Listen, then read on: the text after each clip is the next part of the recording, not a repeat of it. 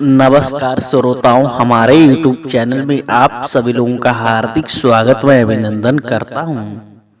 श्रोताओं, आपको पता है कि मेरे भाग्य में ब्रह्मा जी ने जो लिख दिया है, अपनी कलम चला दी है, उसे कोई मिटा सकता नहीं।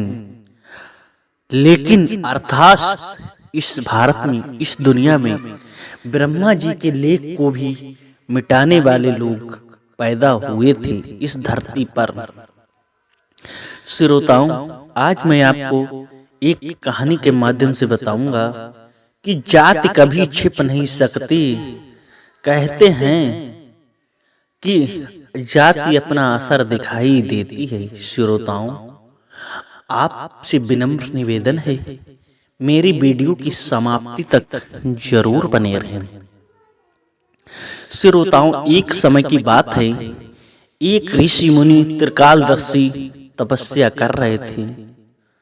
उधर का क्या हुआ कि एक चील एक पक्षी होती है, वो एक चूहा को अपने पंजों में दबाकर ला रही थी और चूहा था, वो चूहिया वो फड़फड़ा रही थी, अपनी जान बचाने की कोशिश कर रही थी और वो ऊपर से निकल रही थी और चिल्ला रही थी चूहिया।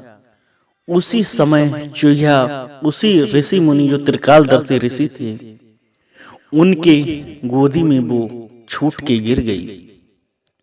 जब वो छूट के गिर गई तो तब देखा कि ये मेरे गोदी में गिर गई है।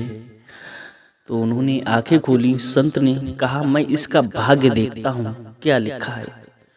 उसके भाग्य में लिखा था कि इसकी शादी एक चूहा के साथ होगी और वो भी मैं संत जयमाला डरवा के करूंगा शादी।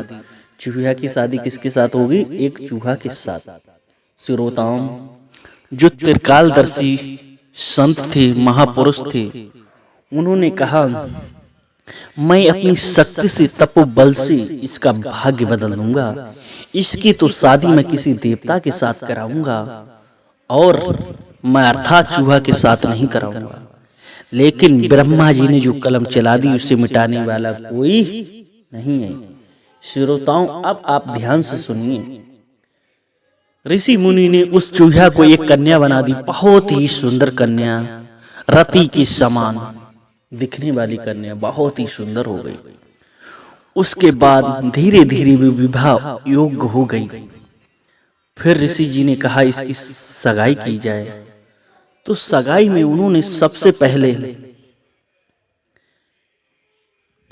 पहले सगाई में उन्होंने पवन देव का आह्वान किया। पवन देव आए, कहा, मैं अपनी बेटी की शादी आपके साथ करना चाहता हूँ। पवन देव बोले, जैसी आपकी मर्जी। तो उस बेटी से पूछा, बेटी आप शादी करोगी?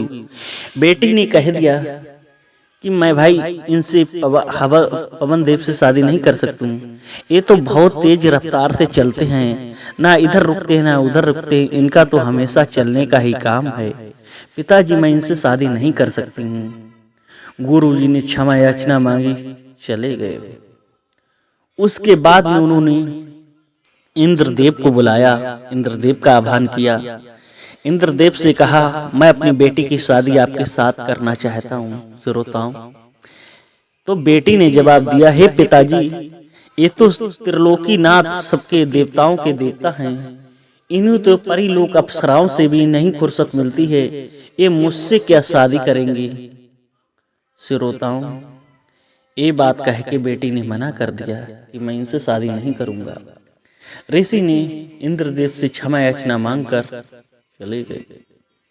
उसके बाद में उन्होंने भगवान विष्णु का आह्वान किया। तो विष्णु जी आए। विष्णु जी से कहा, पिताजी, ये तो क्षीर सागर में ही पड़े रहते हैं, ये मुझे कहाँ घुमाने ले जाएंगे, मुझे इन्हें कहाँ फुर्सत मिलेगी। बेटी ने मना कर दिया कि मैं इनसे शादी नहीं कर सकता हूँ। ऋषि मुनि नाराज हुए और भगवान नाराज हुए और उसके बाद में ऋषि मुनि ने क्षमा याचना मांगी।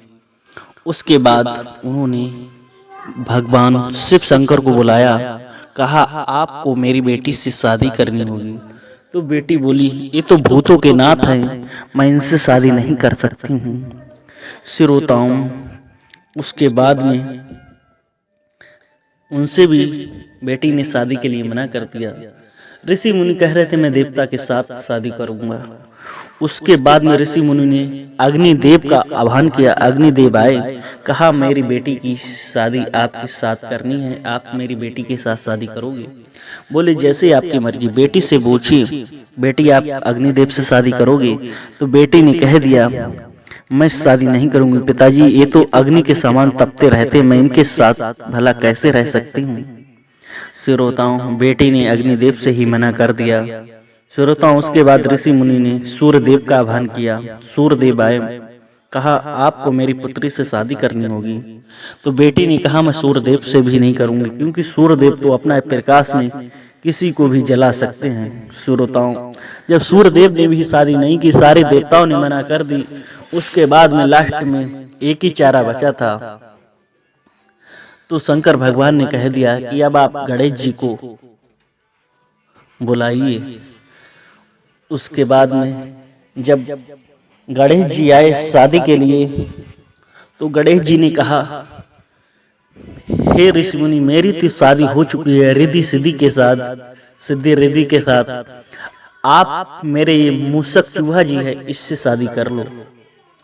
तो उस बेटी ने कहा पिताजी हाँ, मेरे लिए चूहा ही सही रहेगा, मेरी शादी इस चूहा से ही करवा दीजिए।